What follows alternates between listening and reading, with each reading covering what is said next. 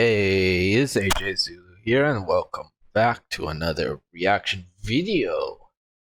League of Legends and their recent event has concluded, and this is the final cinematic. Just gonna react and have some comments about it.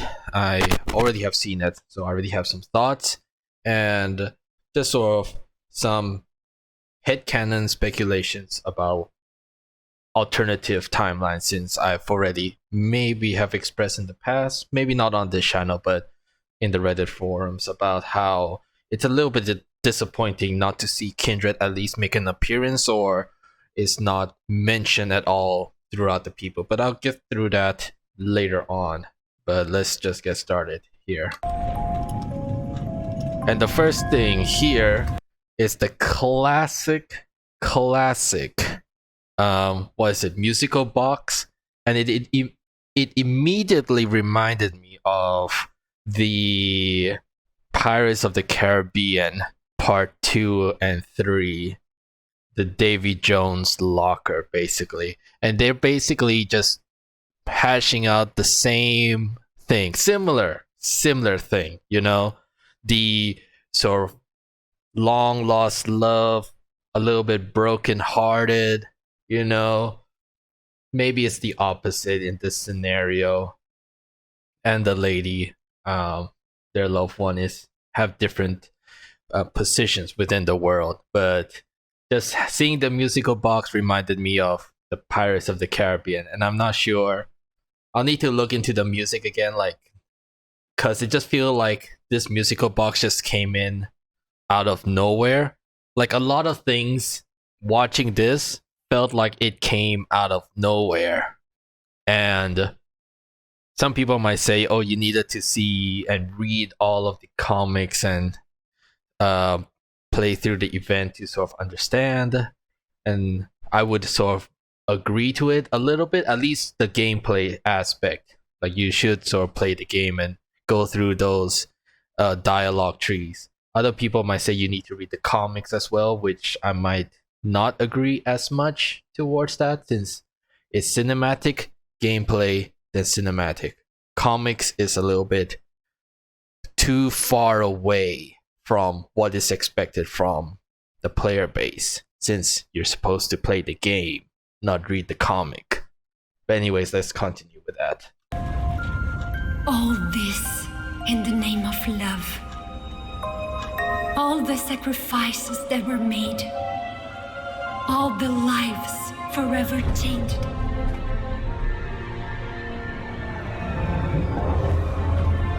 You have driven good men mad. And the madman good. No atrocity is beyond your reach. She belongs to me. So predictable. It's one of these things where you hear him say she belongs to me. It's like, are we just gonna say the same thing over and over again? There's just no depth to Viego at all. Is there, like, yes, we understand he really misses his wife, his lover, but with such a short period of time, isn't there more to give him some deeper characteristics here? But on the other hand, keeping the villain simple is not a bad thing either. I'm just sort of questioning things.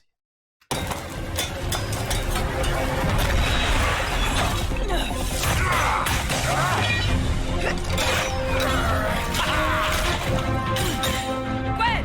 Now!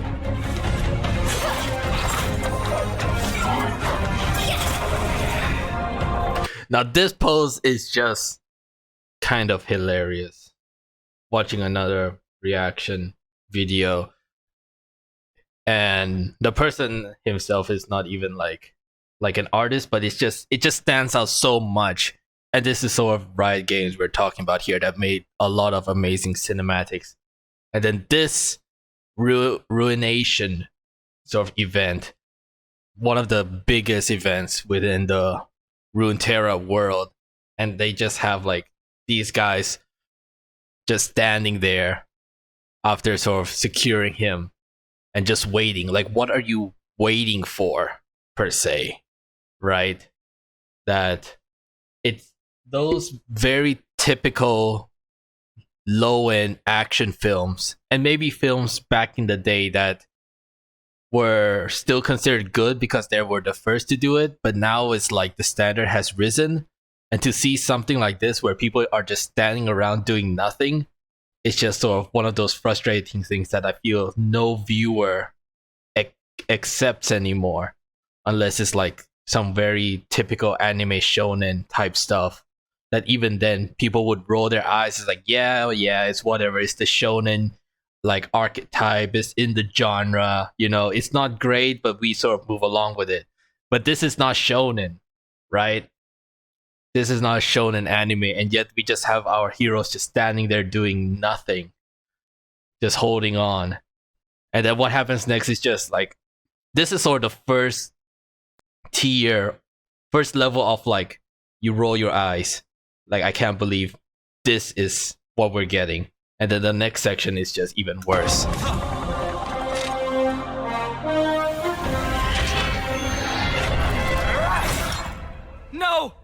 No! Unbelievable. We're just gonna stand, like, they just stand there 10 feet away, and then we have her just like being the closest to the bad guy, and it's like, oh no, how could this have happened? So surprised, like Pikachu face. Unbelievable. I kind of just signed off. I signed out of this entire cinematic right after this point.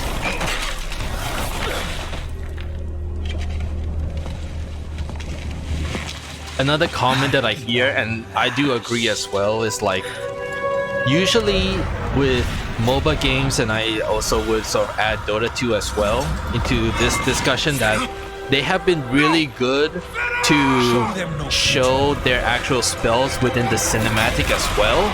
But this is the one cinematic, if not a very hard, blatant departure from using action and attacks that are not based in the game. So for that other new character, the girl with the scissor, I kind of just don't even bother remembering her name. She doesn't have a CC to lock him down or lock anyone down in the game. So to see that inside the cinematic is sort of not really good. It's fine, but in the context of how cinematics are made to let the characters show off their spells in the game and now show their spells in a cinematic, this departure is sort of a downgrade. All this death. Like here, Pantheon is using his shield, which is the same way that he uses his shield in the game as well. Obsession. On Viego's standpoint, it's almost like his ultimate, that he slams his sword down on the ground and it causes like damage around. Why wasn't that enough? Our tragedy should have died with me. But honestly, out of everything, they just have this sort of talk, Let me rest. and it's just so rushed. And it's just one shot. Just one shot. This is literally, like, every time I watch this again, that comment where it's like the Game of Thrones ending is just so true. We got the new character that came out of nowhere, and then now he's the one that sort of ends it all to like shoots his wife.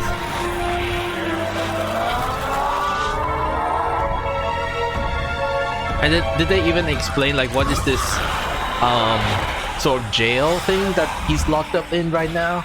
Like, I'll have to go double check, but it doesn't seem like clear in the first place. And then that's it. It's all over.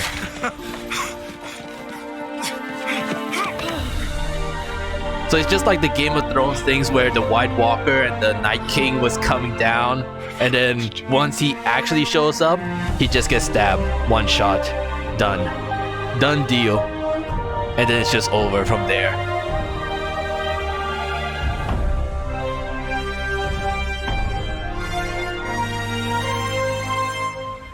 And maybe they'll have like something extra, because I did hear that Thresh himself became the new king.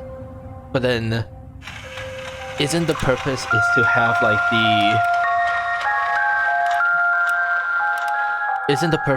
the shadows out actually like maybe clean up, like no more zombie ghosts running around anymore. And basically it's the end, so I just want to give the last few thoughts, because at first when like just sort of having discussions around, and I'm like a Kindred fan, so Kindred should have like a maybe not a major role, since the major role goes to the Sentinels. Let's be honest here. It's the Sentinels that are fighting the sort of ghosts, demons, zombies from the Shadow Isles. So it's Lucian and Senna being the major characters, okay? But Kindred, like her entire or their entire being, and sure, their lore might have been changed. I'm gonna say change. Other people might say updated or progress. I kind of don't see it that way. But they're basically the Grim Reapers as spirits within the world. And there's different religions that believe in them, right? We hear in their voice lines when they buy the Blade of the Ruined King item in the game that it's made from a place that they are unwelcome, a land unwelcome to us, basically. So obviously Viego and anyone who sort of resides in the Shadow Isles would not welcome Kindred, basically because they are the dead that came back into the realm of the living, which goes against what Kindred is all about, especially Wolf. I just can't imagine anything else but Wolf being absolutely furious that his sort of kills or feast or hunts have sort of came back to the living world, and now he has to hunt them again, basically. Like, they got away, right? And then he wants to chase them back. So what were they doing this whole time? I have to wonder. It might be a little bit generic, and this is not a suggestion here, that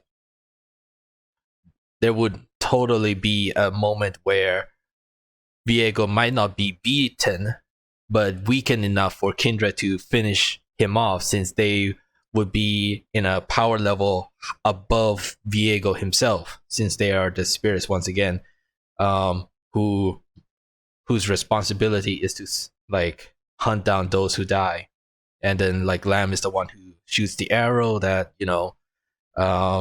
and kill or takes people who accept their death, and then Wolf is the one who then hunts and chases down people who don't accept their death, and then everyone in the Shadow Isles or Viego himself will be those who don't accept death, and so will get Wolf's bite.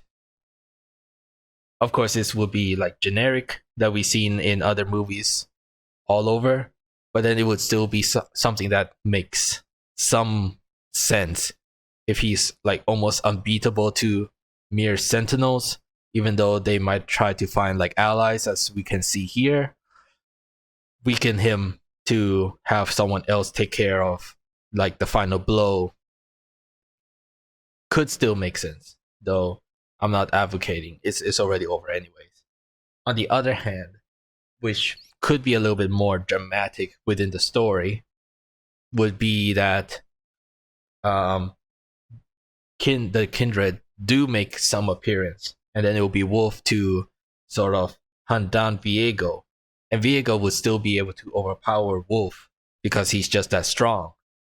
And in that circumstance, that could create more tension, that we as the viewer understands Kindred being really powerful, like a spirit that can almost be untouched by or cannot be beaten, basically, you know? You can't really run away from the Grim Reaper. You either accept your death or you would run for a short period of time before like still being hunted down by Wolf. So Viego being able to kill Wolf in that aspect, killing one half of Kindred, could create like some heavy tension on the audience and the Sentinels themselves. I don't quite remember on the top of my head of what is the situation with the Sentinels and their belief with the Kindred. Demacia and all those other nations do have their own variations in believing in the Kindred, but I don't quite remember what the Sentinels believe in when it comes to Kindred. But at least for Yorick is one of the only characters that can see Kindred. And I don't think he made an appearance within the story. I personally, at this point, didn't actually finish the entire plotline at the end. But from other people's explanations of the story, he doesn't seem to have made a big appearance, except for, now that I remember, a small appearance giving his holy water to each of the members. So he did make an appearance near the end. I haven't reached that point yet personally. But in any case, that situation or the Kindred fight with Viego might not be seen by the Sentinels, but could be witnessed by Yorick, and it will be Yorick who relays that info to the Sentinels, since he already have met them, and say that Viego is really that powerful to be able to defeat Wolf and defeat one half of the Kindred spirit, and then the Sentinels themselves have to be extra careful against him. One of the criticism from the story, even from Necrid himself, who is a big League of Legends lore YouTuber, criticized the story that Viego himself doesn't seem to be a big threat at all. So having him at least defeat a side character, I'm like, as a big fan of Kindred, I would like allow her to be like a side character, to be sacrificed per se, to let Viego have a victory, a big enough victory and a meaningful victory that will get the fan base who follow the story to sort of maybe have some fear and respect for his power, you know? So far from the criticism is simply that Viego doesn't fight on his own. He just sends out his minions. So the first one to come up was Shyvana, and then the Sentinels basically beat Shyvana and then move on. So the question is, why not just have Viego do it himself? He just sort of leaving it to his minions and not doing it himself is like the typical villain, right? If we were to sort of explain it away that he's in a battle with the Kindred spirit this whole time, and then he is busy fighting them as they try to hunt him down because he's sort of breaking the natural order of life and death. It's Viego who has to send out his minions to try to fight the Sentinels because he himself is busy at the time. And only at the end, when he actually beats Wolf, and then Lamb herself, since she is the other half that only shoots arrows when the person accepts their death, would most likely back out, right? It's not in her character to chase after people who don't accept their death, per se. It's sort of Wolf's job. And then Yorick, who sees that, will relay it over to the Sentinels, and it's like, oh, this is a big deal if like Viego could defeat like a powerful spirit that we believe in, then we have to like, you know, come up with a bigger plan or be extra careful.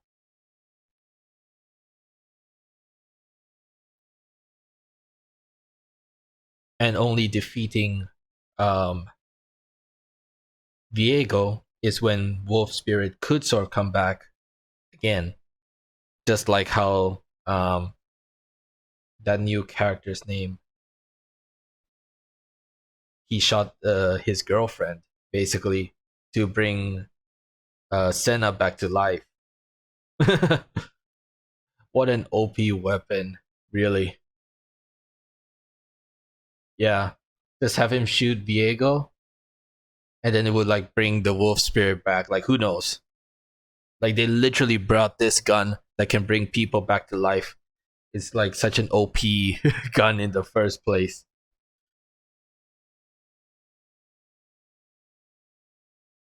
But with that said, that is the end of this Ruination event. And seeing the comments now, I can't be so disappointed anymore that Kindred did not make an appearance for how bad it all is in the end. It's like, thank God Kindred is not in this entire mess and got butchered like everybody else. And I would like totally agree. Don't feel too bad about it anymore. But that's sort of how I would personally see to like implement Kindred into the story if possible. Once again, I think it's just sort of a missed opportunity not to have her in, because the future events with the Void or maybe it would be Mordekaiser. Is Mordekaiser still like another threat that will try to come back to the living world as well? And maybe Kindred could make an appearance. Like the story is still developing for sure, so it's like it's not a clear set path right now. But this sort of event feels like the most important event for Kindred to make an appearance. Every other event that will come after this is not as important for her to appear in. And in which case, like, of course she wouldn't need to appear. Don't need her. But this one, it definitely feels like she's definitely needed. But I think I spoke my piece, and I will see you all next time. Bye for now.